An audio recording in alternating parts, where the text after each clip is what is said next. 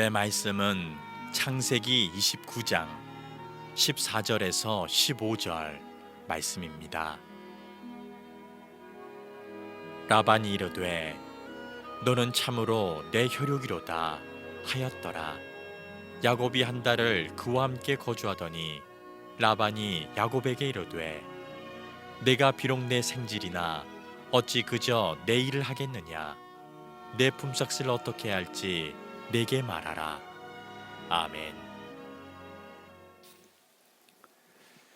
현재 세계에서 가장 비싼 가격으로 낙찰된 보석은 59.6캐럿에 달하는 핑크스타라고 하는 다이아몬드입니다. 1999년도에 채굴된 원래 원석은 132.5캐럿이었는데 이걸 이제 가공해서 만든 게 59.6캐럿의 핑크스타라는 다이아몬드입니다. 지난 2017년 4월에 홍콩에서 그 경매가 됐는데 7,120만 달러, 우리 돈으로 약 805억 원에 낙찰이 됐습니다.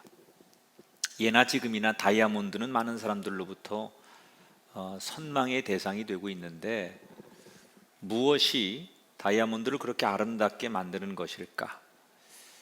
여러 가지 이유가 있겠지만 우리가 주목할 게 하나 있습니다. 이 다이아몬드라는 게 처음부터 예쁜 모습으로 빛났던 게 아니라는 점입니다. 처음에 세상에 나올 때만 해도 투박하고 또 볼품없는 원석이죠. 그러나 그것이 누군가의 손에 들려서 다듬어지고 불필요한 부분이 잘려나가게 되고 모난 부분이 갈아지고 닦여지는 수없는 과정을 거쳐서 비로소 우리가 원하는 다이아몬드가 만들어지는 것입니다. 다이아몬드뿐만 아니라 사파이어, 루비, 이것도 다 같은 공정을 통해서 탄생하는 겁니다. 저는 인생도 그렇다고 생각합니다.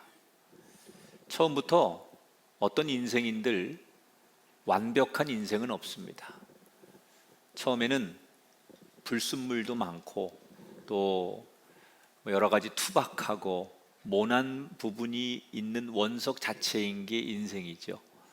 그러나 필요 없는 것을 갈고 또 깎고 버리고 이런 인생의 수없는 풍파의 과정을 거치면서 한 인생이 비로소 보석처럼 빛이 나게 됩니다. 물론 그런 과정을 거친다는 것은 인간으로서 아픈 겁니다. 아프니까 뭐다 이런 말도 있지만 인간이 그런 과정을 거치면 아프지요. 그러나 반드시 인간은 아픔을 거쳐야 합니다. 하나님께서는 당신이 귀하게 쓰는 인생을 아프게 하세요. 시련과 환난과 고난을 통해서 그 사람을 아프게 해요. 대신에 그 아픔을 통하여 인생의 불순물을 버리게 하시고 또 영혼의 모난 부분을 다듬으셔서 그 과정을 거쳐서 비로소 그 사람을 하나님이 원하시는 보석과 같은 인생으로 만드십니다. 그 대표적인 이야기가 오늘 우리가 만날 창세기 29장에 나오는 야곱의 이야기인데, 야곱의 인생기 가운데 최악의 암흑기를 꼽으라고 하면 오늘 본문의 말씀이에요. 가장 긴 시간 오랫동안 환난과 고난의 시기를 만났던 이때가 오늘 창세기 29장에 나오는 야곱의 이야기예요. 그런데 알고 보니 그 시련은 하나님이 야곱을 의도적으로 갈고 닦는 과정이었어. 하나님은 이 시련을 통해서 야곱에게 어떤 인생이 되기를 원하셨던 걸까? 지난 시간 창세기 28장에 야곱이 형의 분노에 두려움을 느껴 저 하란 땅에 외삼촌이 있는 라반의 집으로 피신을 하는 이야기를 소개해 드렸어요. 처음에는 어머니가 형의 마음이 누그러질 때까지 잠시 좀 피해 있어라, 그래서 얼마 안 있다가 돌아올 것으로 계산을 하고 떠나는 거예요. 가는 도중에 야곱이 값진 경험을 하지요. 광야에 홀로 누워 잠을 자다가 꿈을 꿨는데 거기서 나의 하나님을 만나는 거예요. 지금까지 야곱이 알고 있던 하나님은 아브라함의 하나님, 아버지 이삭의 하나님이었지 나의 하나님이 아니었어요. 그런데 그날 밤 나의 하나님을 만나는 거예요. 그래서 자신감이 생겼어요. 그리고 어깨를 당당하게 펴고 그 덕분에 하란으로 갈 수 있게 되었어요. 이제 야곱이 집을 떠나서 한 달쯤 되었을 때 오늘 이야기가 시작이 됩니다. 창세기 29장 1절에 보니까 야곱이 길을 떠나 동방 사람의 땅에 이르렀다 이렇게 소개합니다. 한 1,000km의 거리를 야곱이 걸어가게 됩니다. 드디어 도착을 하지요. 그리고 야곱은 그냥 자기가 걸어온 길이나 자기에게 일어나는 일이 일상적인 일이라고 생각하지만 사실은 그 모든 것을 하나님께서 연출하시는 거예요. 어느 날 야곱은 낯선 땅에서 너무 목이 마르니까 한 우물가에 다다르게 됩니다. 물을 마실 수 있을 거라고 기대를 합니다. 그러나 야곱은 우물가에서 물을 마실 수가 없었습니다. 왜냐하면 당시의 우물이라는 것은 엄청난 큰 돌로 그 우물을 덮어놓습니다.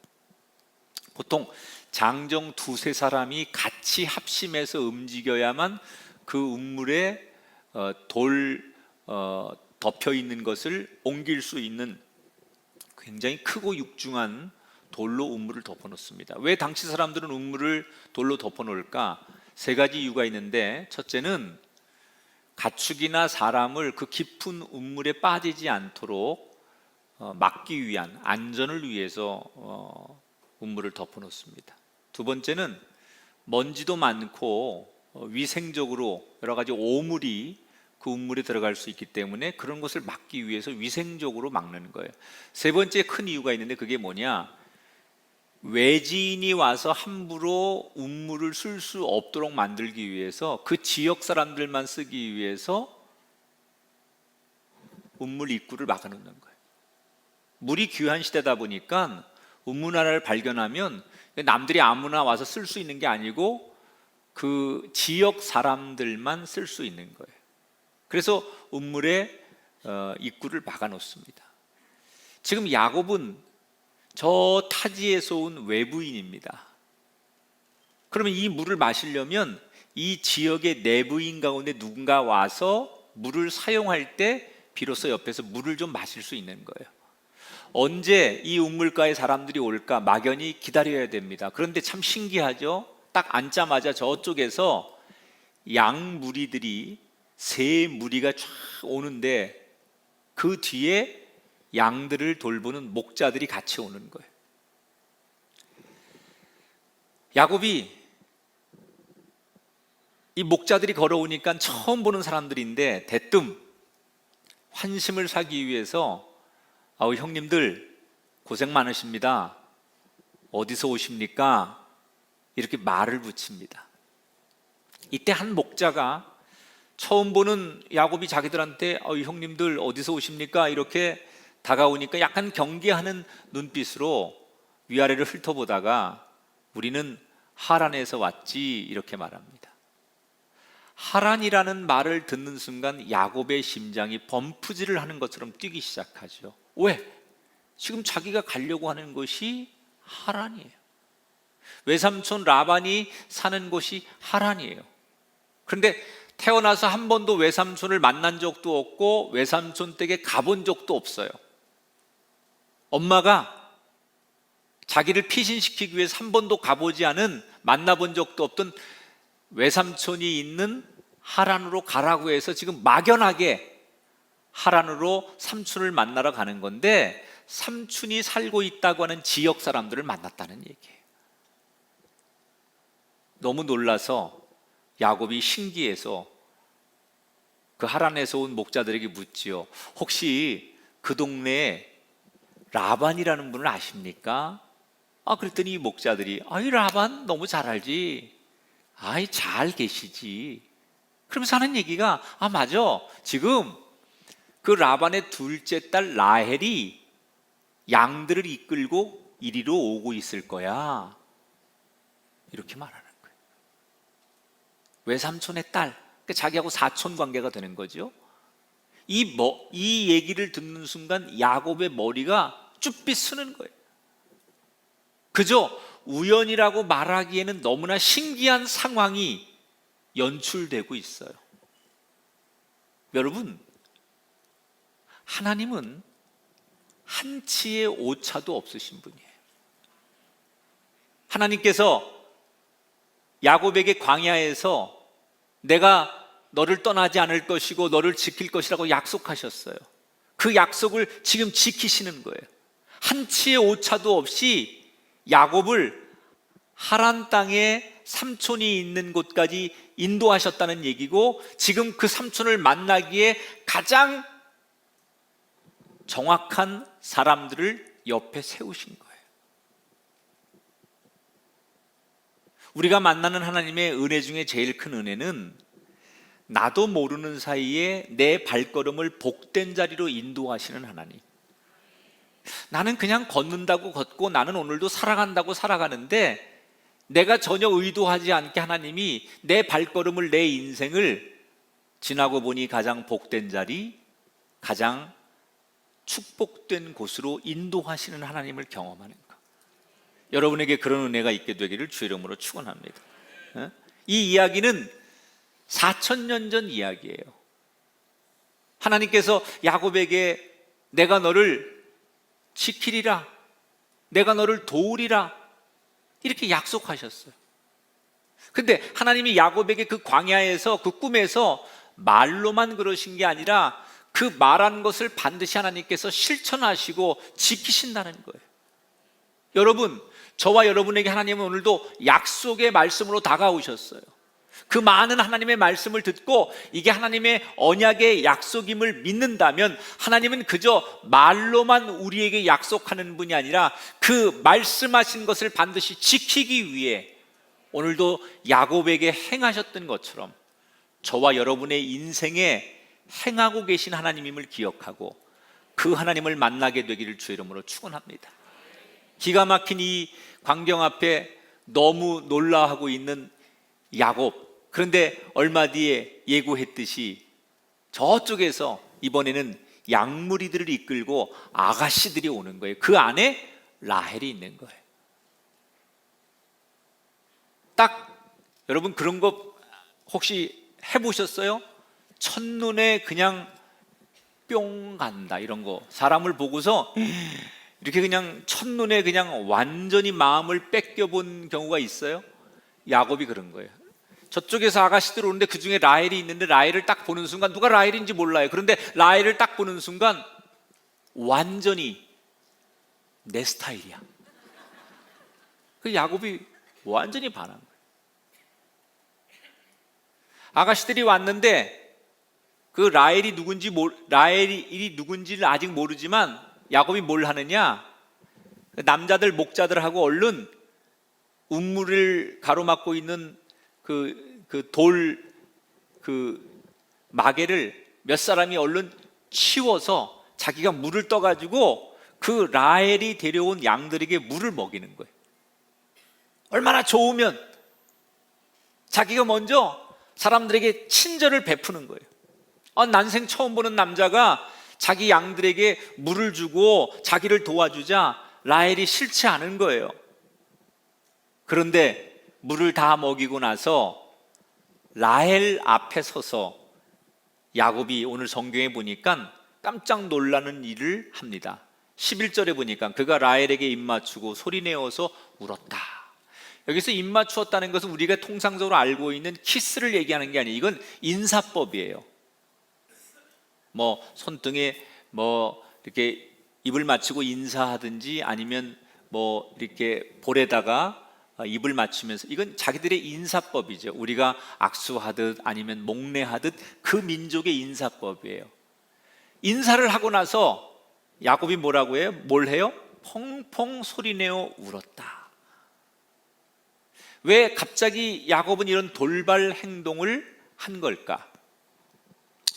지금 집에서 여행을 온 게 아니잖아요. 피신을 해온 거잖아요. 그리고 한 달 내내 혼자 지냈기 때문에 가족에 대한 외로움, 핏줄에 대한 그리움, 그리고 이제 됐다라고 하는 안도감, 이런 것들이 동시에 밀려오니까 야곱이 아마도 눈물이 났던 것 같아요. 야곱은 사실 지금 자기 나름대로 계산이 있었어요. 어떤 계산이 있었느냐? 형이 너무 지금 화가 나 있어서 나를 죽인다고 막 펄펄 뛰는데 흥분한 형의 마음이 가라앉으려면 아무리 못돼도, 아무리 길어도 한 달 정도면 되겠지. 그죠? 한두 달 정도 지나면 형의 마음도 좀 누그러지고 어쩔 수 없지, 그리고 현실을 받아들이면 어머니가 그때 눈치를 딱 보고 이제 형도 좀 마음이 가라앉고 그랬으니까 돌아와도 된다, 이렇게 사인을 주면 그때 돌아가야지 라고 자기 나름대로 스케줄을 짜고 있었다는 거예요.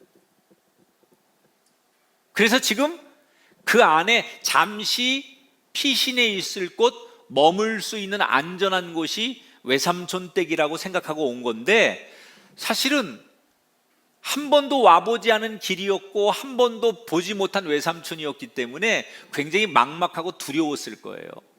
그런데 이렇게 쉽게 만나니까 긴장감이 풀려서 눈물이 터진 거예요. 라헬에게 내가 내 외사촌이다, 네 아버지가 내 외삼촌이다, 이렇게 자기 신분을 말하니까 놀란 라헬이 얼른 아버지에게 뛰어가서 이 소식을 전하고 아버지 라반이 우물가에 달려옵니다.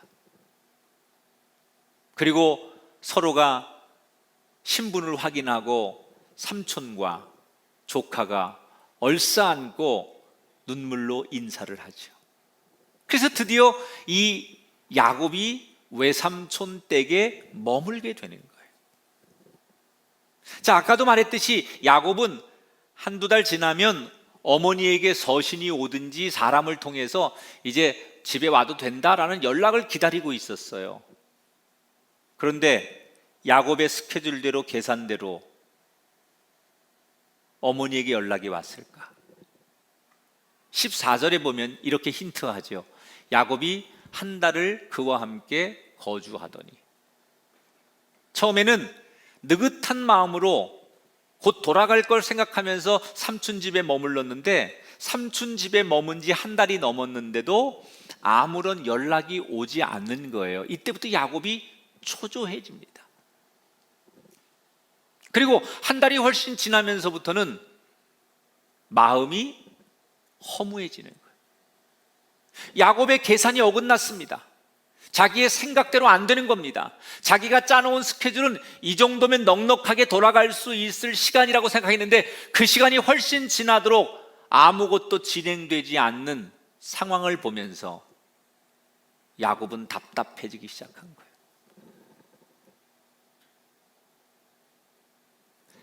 자기들의 계획은, 엄마의 계획도 아들의 계획도 몇 달 있으면 만날 거라고 생각했는데 자기들이 짜놓은 계획대로 안 돼요. 실제로 야곱은 살아서 엄마를 보지 못합니다. 자, 시간이 점점 지나니까 야곱이 하나님에 대한 원망의 마음이 생기는 거예요. 분명히 하나님께서 광야에서 내가 너를 도울 것이고 너와 함께 할 것이라고 약속하지 않으셨습니까? 그런데 하나님께서 왜 야곱이 원하는 대로 빨리 집으로 돌아갈 수 있도록 만들어주지 않으시고 야곱이 그렇게 간구하고 소원하는 대로 응답하시지 않았을까? 왜 하나님은 야곱의 소원을 안 들어주신 걸까? 거기에는 하나님도 야곱에게 바라는 게 있었어요. 하나님이 야곱에게 원하는 게 있었어요. 그게 뭐냐? 네 계산법, 네 스케줄대로 살지 말고 매 순간마다 하나님, 나를 믿고 따라와라. 지금 여기를 오고 집에 돌아가는 시간, 스케줄, 계획표, 이건 다 하나님이 짜준 게 아니라 야곱 자기가 짠 거예요. 자기가 계획한 거고 자기가 만들어낸 스케줄이에요. 그리고는 뜻대로 되지 않으니까 하나님께 원망을 하는 거예요. 근데 하나님은 거꾸로 뭐라고 말씀하시느냐? 네가 만든 스케줄, 네 계산표대로 되는 것이 인생이 아니라 안 될 때 나를 의지하고 내 생각, 내 이름을 부르면서 살아가라 라고 하는 게 하나님이 야곱에게 원하시는 거였다는 거예요. 이때부터 야곱의 인생이 단련되기 시작해요. 저는 이 설교를 준비하면서 제가 만약에 유형을 가지고 넌 베드로 형이냐, 뭐 바울 형이냐, 뭐 야곱 형이냐, 뭐 이렇게 말하면 물론 뭐 어디에 조금씩 이렇게 공통점이 있겠지만 가장 저하고 유사한 유형이 야곱 형인 것 같아요. 제가 어떤 면에서 그러냐면 저도 굉장히 계획적이거든요. 뭘 생각을 많이 하고 연구하고 뭐 하여튼간 그렇게 뭐 이렇게 창조하는 거 되게 좋아하고, 그 야곱이 그런 스타일이거든요. 굉장히 뭘 계획을 막 세워서 그 계획대로 남들보다 더 끙끙거리면서 일을 해내는 스타일이 야곱인데, 저도 무슨 일을 하면 꼭 그렇게 많은 걸 계획하고 미리미리 예행해보고 그렇게 해서 일을 만들어내는 스타일인데, 제가 돌아보니까 내가 계획해서 된 것도 있지만 내가 계획해서 안 된 것도 참 많았어요. 근데 그때 너무 힘들었거든요. 저도 아니 내가 남들보다 몇 배로 노력하고 오랫동안 준비한 걸 하나님이 아실 텐데 내가 준비하고 내가 계획한 대로 하나님께서 왜 응답하지 않는 걸까? 그래서 속상하고 힘들고 하나님을 원망했던 적이 있었어요. 그런데 한 가지 감사한 건 뜻대로 안 됐을 때를 가만히 돌아보면 그때는 다 제가 기도하고 있더라고요. 내 뜻대로 안 되고 내 계획대로 안 되면 처음에는 원망도 하고 힘들어하지만 그래도 그 끝에는 결국은 내가 내 뜻대로 안 되니까 내가 하나님 앞에 기도하고 있더라는 거예요. 하나님이 야곱에게도 저에게도 그런 사람 되라고 단련시키셨구나. 그래서 지금은 너무 감사한 거예요. 그래서 여러분에게도 저는 그렇게 말씀드릴 수 있어요. 우리는 살면서 수없이 계산하고 우리가 어떤 계획을 세웁니다. 그 계획대로 모든 게 되면 참 좋은데 때때로 그 계획이 계산이 어그러지고 안 될 때가 얼마나 많습니까? 그럴 때 하나님을 원망하지 말라는 거예요. 그때는 하나님을 더더욱 부여잡으라는 거예요. 여러분, 하나님은 무능하지 않아요. 하나님은 절대로 실수하지 않으세요. 우리에게 어떤 어려움을 갈고 닦아서 보석이 되게 하려는 하나님의 깊은 뜻이 들어있는 거예요. 혹시 건강에 어려움을 만나신 분이 있거나 또는 가정의 경제적인 문제라든지 가족 간에 뭐 어떤 그런 서로 간의 갈등이 있거나 이런 문제로 힘들어하는 분이 있다면 원망하지 말라는 거예요. 그런 모든 과정을 통해서 여러분 깎이고 또 여러분들이 또 다듬어지면서 하나님은 여러분들의 인생이 야곱처럼 진짜 빛나는 보석과 같은 인생이 되기를 원하신다는 거예요. 지금 이 어려운 일들을 만나신 여러분들, 이 과정을 통해서 하나님이 나를 다듬으시고 우리 가정을 다듬으셔서 보석이 되게 하시려고 하는구나 깨닫고 감사하고 순종하는 저와 여러분이 되기를 주의 이름으로 축원합니다. 야곱은 자기가 기대했던 시간이 지나자 점점점 허무해지기 시작했어요.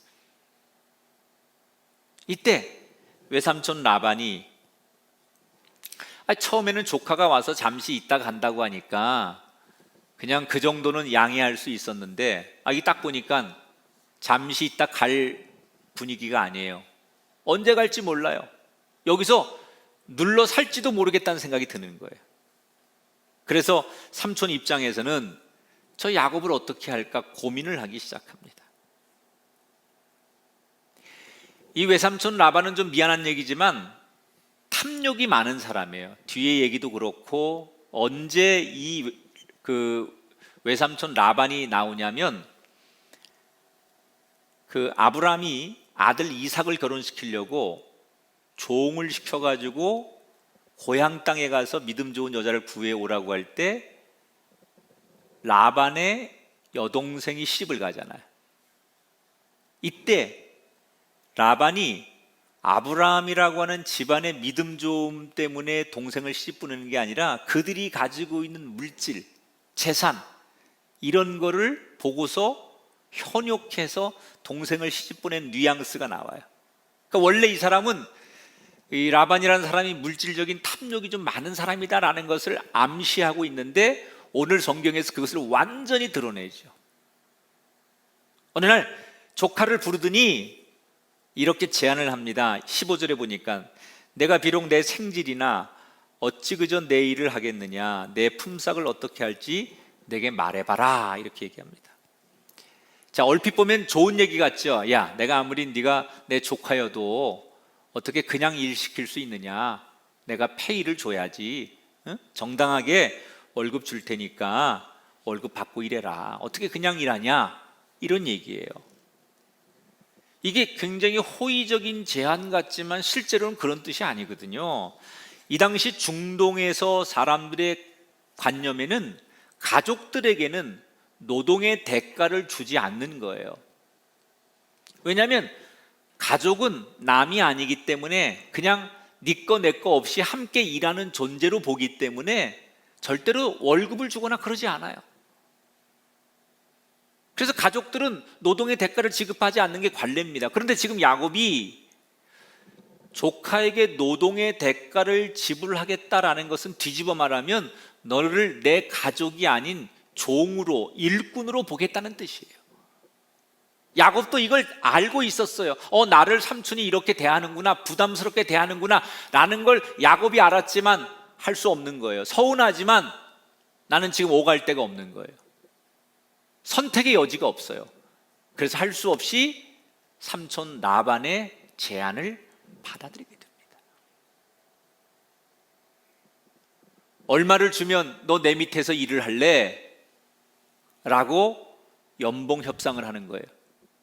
이때 야곱이 이미 우물가에서 라헬을 보자마자 사랑에 빠졌고 라헬도 그런 야곱이 싫지 않아서 둘은 연애 중이었어요. 그래서 야곱이 삼촌한테 그러죠. 삼촌, 다른 거 필요 없고요, 제가 열심히 일할 테니까 라헬하고 결혼하게 해주세요. 이 당시는 고대 사회에는 친족들끼리 결혼하는 게 가장 보편적인 결혼이에요. 아무도 모르는 남에게 딸을 주는 게 아니라 가족들 중에 가장 믿을 수 있는 사람에게 딸을 주고 결혼하는 게 이 당시에는 굉장히 보편적인 결혼법입니다. 그러니까 조카가 자기 딸하고 결혼하는 것은 너무나 이건 아주 좋은 케이스거든요.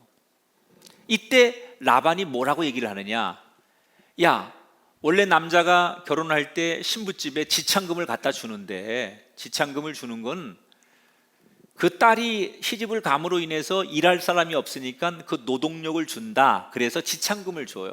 한 30세겔에서 40세겔 정도를 줍니다. 보통 노동자가 1년 연봉이 당시에 10세겔입니다. 그러니까 한 3, 4년 정도 일한 만큼의 돈을 갖다가 신부집에 주고 신부를 데려오는 거예요. 그런데 삼촌이 뭐라 그러느냐, 야, 그러면 우리 딸하고 결혼하고 싶으면 지창금을 네가 줘야 되는데 너 돈이 없으니까 우리 집에서 7년 동안 일하는 걸로 하고 그 일한 대가를 가지고 지창금을 내는 걸로 하고 결혼하자, 이렇게 제안을 해요. 이게 악덕업주죠. 왜냐하면 3, 4년 정도 일하면 3, 40세계를 벌 수 있는데 7년을 일하라는 것은 거의 2배를 일하고서 딸을 데려가라는 거니까 거의 악덕업자 수준이야. 이때부터 이제 삼촌이 아닌 거예요. 그래서 계약을 하는 거예요. 그런데 야곱은 억울하지만 선택의 여지가 없었고 너무나 사랑하는 여인이 있었기 때문에 이 여인을 위해서 7년간 내가 일한다 라는 마음으로 계약을 하고 그때부터 열심히 일을 합니다. 야곱은 7년 동안 종처럼 일하죠. 허드렛 일부터 모든 일을 다 해요. 그런데 성경에 야곱은 하나도 안 힘들었대요. 왜 그랬을까요? 20절에 이렇게 나와요. 그를 사랑하는 까닭에 7년을 며칠같이 여겼더라. 뭐든지요 좋아서 해야 돼. 억지로 하는 건 너무 힘든 거예요. 자, 이제 7년이 지났습니다. 드디어 말도 못하는 고생의 시간이 지나서 7년이 지나서 약속대로 결혼을 할 수 있는 날이 왔어요. 결혼 당일날 온 동네 사람들이 모인 가운데 야곱이 축하한다고 여기서 한 잔 저기서 한 잔 주는 축하주를 받아 먹더니 코가 삐뚤어질 만큼 취한 거예요. 그리고 저녁이 되어서 장인이 차려준 신혼방에 들어가서 사랑하는 여인과 첫날 밤을 보내게 됩니다. 다음날 아침에 일어났는데 야곱이 놀라죠. 왜? 첫날 밤을 보낸 사람이 라헬이 아니라 라헬의 언니였던 레아가 누워 있는 거예요. 삼촌이 뒤통수를 친 거예요.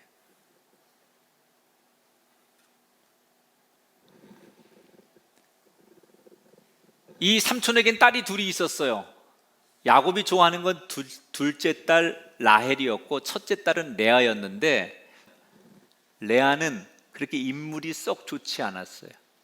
문서에 보면 눈도 좀 근시였고 이렇게 몸매나 얼굴이 아름답지 않았고 반면에 라헬은 완전히 정말 미인의 전형적인 조건을 다 가지고 있는 거예요.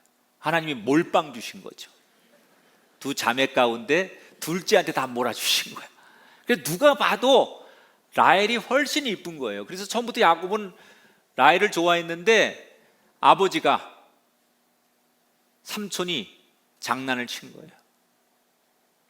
동생을 가둬놓고 언니를 신혼방에 집어넣은 거예요. 야곱이 일어나가지고 아침에 펄펄 뛰면서 삼촌한테 가서 항의를 했지만 삼촌은 이미 마음을 굳게 먹고 야 네가 술 마시고 네가 좋아서 첫날 밤 치렀는데 누굴 탓하냐 그러면서 시치미를 뗍니다. 그러면서 이 삼촌이 진짜 하고 싶은 얘기를 꺼내는 거예요. 뭐라고 하느냐? 야 너 라헬하고 결혼하고 싶으면 라헬도 결혼해. 그러려면 7년 더 일해서 지참금 내고 가면 라헬도 결혼시켜줄게. 그래서 할 수 없이 다시 7년을 또 계약하고 다시 종으로 일을 하게 돼요. 참 재밌지 않아요? 아버지를 속이고 형을 속여서 장자권을 빼앗은 속인 자가 야곱이에요. 그런데 이번에 자기가 제대로 속는 거예요. 늘 속이고 살았던 자기가 언젠가 제대로 속으면서 또 한 번의 종살이를 시작해요. 하나님은 정확하세요. 살면서 남에게 아픔을 주고 상처를 주고 그러면 안 돼요. 남을 속이고 빼앗고 하면 안 돼요. 야곱이 지금 몇 배로 자기가 고통을 당하는 거예요. 하나님을 원망하는 거예요. 하나님 어떻게 이럴 수 있습니까? 저 너무 억울합니다. 7년을 두 번씩 14년을 내가 이렇게 비참하게 종살이를 하면서 살아야 되다니요. 하나님은 어디 계신 겁니까? 하나님은 내 편 맞습니까? 그리고 하나님을 원망하죠. 하나님은 왜 사랑하는 야곱에게 이렇게 쓰디쓴 경험을 하게 하시는 겁니까? 보세요. 하나님은 야곱이 피해자 입장에 서게 하시는 거예요. 이렇게 사람을 속였을 때 당한 사람의 마음이 이런 거구나. 아버지가 이랬겠구나. 아, 형님이 이랬겠구나. 이런 역지사지의 마음을 한번 갖게 만드시는 거예요. 그러면서 다시는 아, 이런 거구나. 당하는 게 이런 거고, 속는 게 이런 거고, 이런 것들을 하나님이 기뻐하지 않는 거구나 라고 자기 스스로 깨달으면서 다시는 이런 인생을 선택하지 않겠다라고 다짐하기를 원하셨다.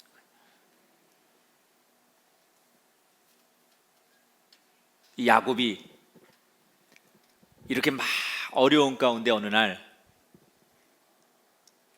깨닫는 게 하나 있는데 그 힌트가 조금 전에 읽은 20절에 나와요. 20절에 뭐라고 나와요? 그를 사랑하는 까닭에 7년을 며칠같이 여겼더라 그랬잖아요. 야곱은 라헬 한 여자 때문에 7년을 일하고 다시 또 7년, 14년을 그냥 바닥에서 비참하게 그 여자 하나만 놓고 14년을 달려온 거예요. 하나님이 자기한테 이런 깨달음을 주시는 거예요. 야곱아, 너는 네 형 에서와의 관계에서도 네 형 에서가 그렇게 출세를 달릴 때 출세와 목표가 전부가 아니고 내가 함께 해야 되는 거다라는 것을 가르쳐 주기 위해서 너에게 복을 주었다. 그런데 너는 지난 7년 동안 무엇을 위해 달려왔느냐? 하나님이 이렇게 물으시는 거예요. 마음에.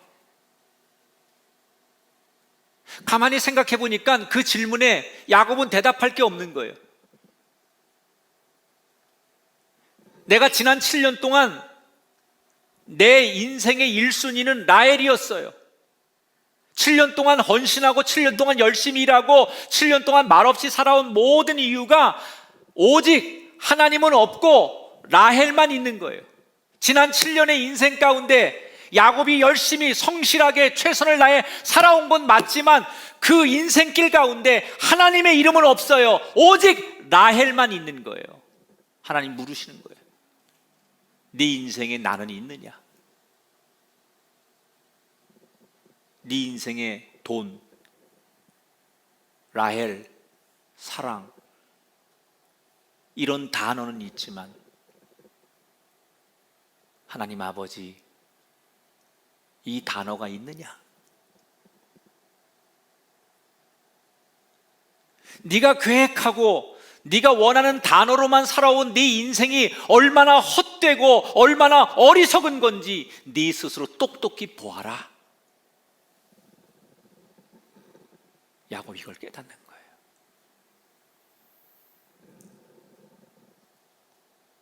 지금 하나님께서 야곱에게 또다시 시련을 주시는 이유는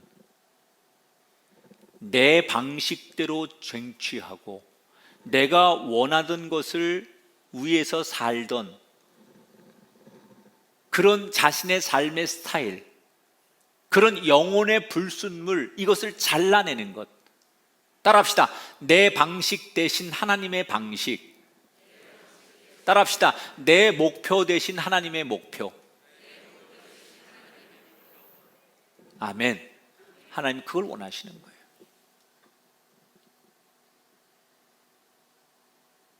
이걸 깨달으며 야곱은 다시 7년을 그렇게 견디어서 총 14년을 이리 깨지고 저리 깨지고 다듬어지고 부서지고, 그래서 드디어 야곱이라고 하는 사람이 하나님 앞에 보석처럼 나가게 되는 거예요. 오늘 성경의 마무리는 야곱이 드디어 7년을 고생한 끝에 라헬도 얻어요. 레아, 라헬 두 아내, 그리고 레아와 라헬의 몸종에서 또 두 여자 사이에서 얻은 아들들까지 12명의 아들을 얻어요. 이게 이스라엘의 12지파가 되는 거예요. 야곱의 12지파. 그래서 네 여자를 통해서 야곱이 12명의 아들을 낳고 이것이 이스라엘의 12지파가 돼. 이건 나중에 또 다시 이제 성경에서 여러분에게 설교할 건데, 야곱이 드디어 이런 모진 풍파와 세월을 견디고 12명 아들들의 아버지로, 그리고 두 아내의 가장으로 성실하게 살아가는 것으로 오늘의 성경 이야기가 끝을 맺어요. 자, 제가 여러분에게 질문을 할 게 있어요. 여러분이 바라는 인생이 있으십니까? 혹시 목표가 있으십니까? 그런데 그 목표를 얻기 위해 여러분은 지금 어떤 길을 가고 계십니까? 100m 달리기를 하는 사람이 목표가 저 100m 뒤에 결승점이 목표예요. 그런데 그 목표에 도착하는 것도 중요하지만 사실은 트랙을 벗어나지 않아야 돼요. 우리가 세상에 살면서 행복해져야 되고 자식들 잘 키워야 되고 내가 하는 일 성공해야 되고 누구와의 경쟁에서 이기는 게 우리 인생의 목표예요. 그러나 그 목표를 이루기 위해서 하나님이 주신 방식, 하나님이 주신 명령, 그 길을 지키고 하나님이 주신 그 방법대로 목표를 향해 갈 때 비로소 보석과 같은 인생이 되는 거지요. 세상 사람들처럼 하나님이 원하시는 길이 아닌 목표를 이루기 위해선 뭐로 가도 서울만 가면 되고 어떻게 하든 간에 목적만 열매만 따면 되지 라고 말하는 것을 하나님이 원하지 않는다는 거예요.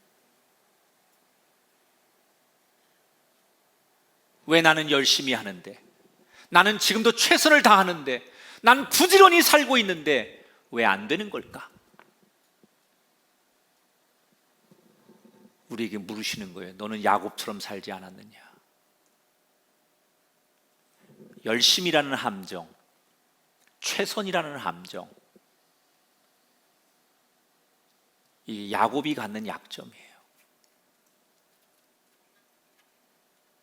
하나님이 원하시는 길을 가야 돼요. 따라합시다. 아프니까 축복이다.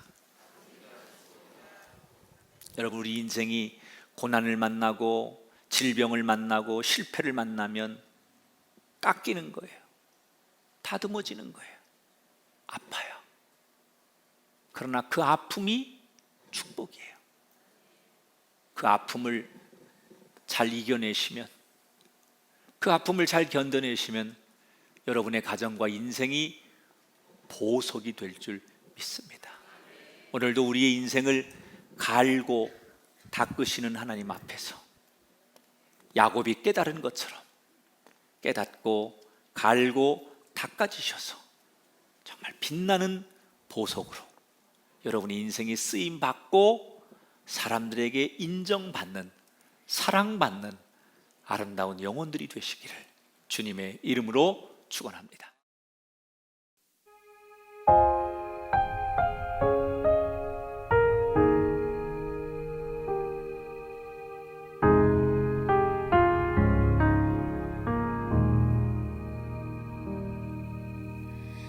내 백성이 나를 떠나 돌아섰지만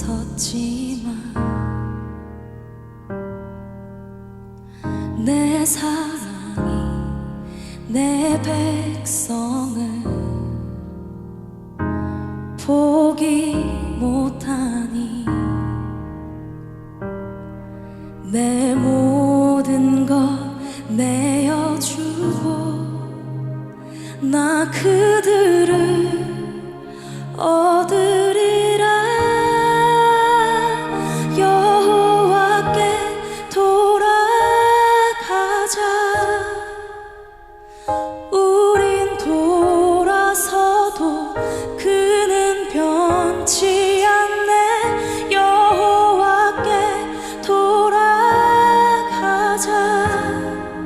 우린 넘어져도 그 사랑 영원하네.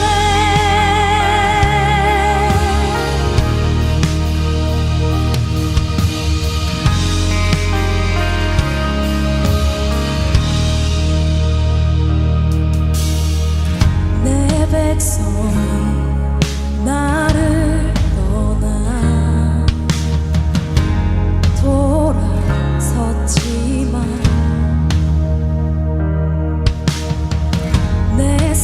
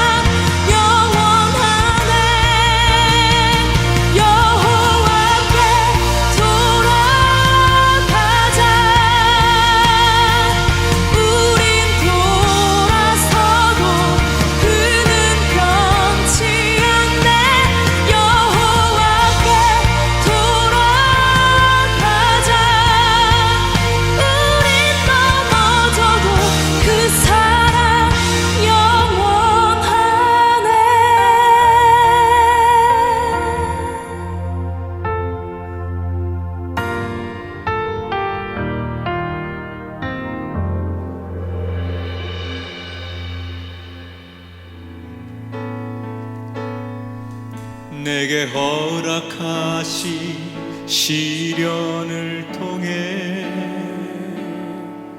나의 믿음 더욱 강하게 자라나고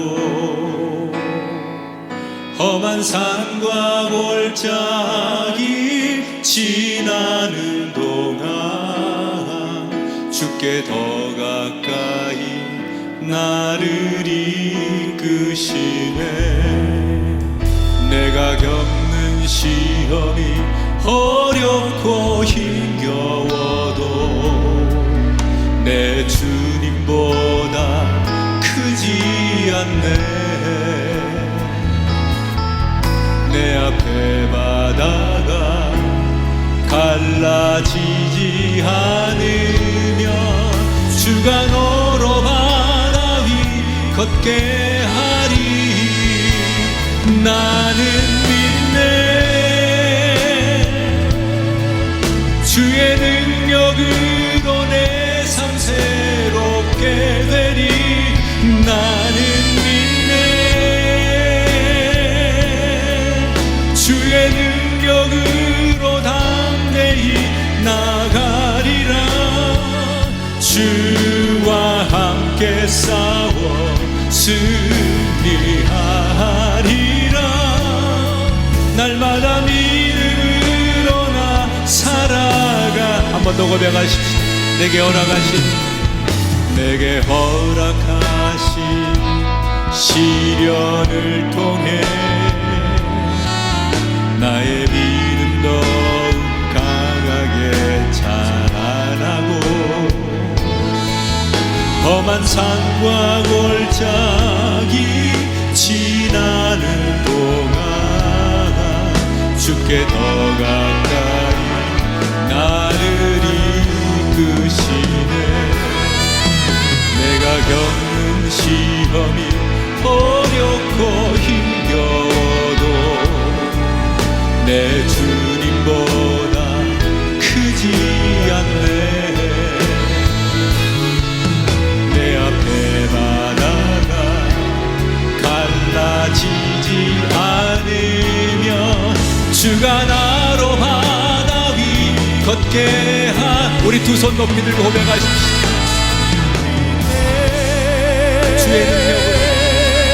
주의 능력으로 내 삶 새롭게 되리. 나는 믿네. 주의 능력으로 담대히 나가리라. 주와 함께 싸워 승리하리라. 날마다 믿음으로 나 살아. 나는 믿네. 주의 능력으로 내 삶 새롭게 되리. 나는 믿네. 주의 능력으로 담대히 나가리라. 주와 함께 싸워 승리하리라. 날마다 믿음으로 나 살아가리.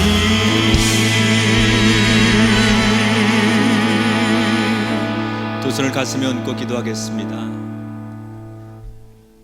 하나님, 지금 이 자리에 누군가는 야곱이 있습니다.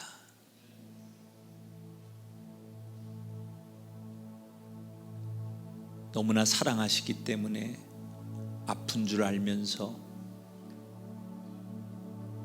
다듬고 불순물을 부셔내느라고 소리치고 비명치며 괴로워하는 몸부림치는 야곱을 보고 계신 그 모습처럼 우리를 보고 계신 하나님, 그게 납니다. 그게 우리 가정입니다. 주여, 아프니까 축복입니다. 아프니까 복음입니다. 말씀 앞에 겸손히 엎드려 회복하는 성도들 되게 하시고, 말씀 붙들고 야곱처럼 다시 보석으로 태어나는 인생들 되게 하옵소서. 지금의 고난과 아픔과 괴로움을 멀리 보게 하시고 세상 방법으로 이겨보려고 하지 않고 하나님의 방법으로 살아보겠다고 다짐하는 돌아서는 우리 모두가 되게 해 주옵소서. 코로나19로 모두가 민감하고 답답하고 괴로운 마음에 하나님 성령으로 여유를 주시고 화평함을 주셔서 모두를 다 담을 수 있는 영혼의 그릇들이 되게 해 주옵소서. 오늘도 귀한 예배를 아름답게 드리려고 제단을 찾아 나왔고 제단을 찾지 못할 이유 때문에 미디어로 예배하는 많은 사람들이 곳곳에 있습니다. 저들의 예배를 받으시고 저들의 이름을 기억하여 주옵소서.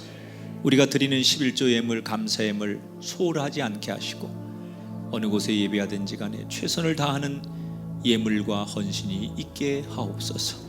이제는 우리 주 예수 그리스도의 은혜와 하나님 아버지의 극진하신 사랑하심과 성령님의 감화감동 역사하심이 우리 가운데 영원토록 함께 하기를 축원하옵나이다. 아멘.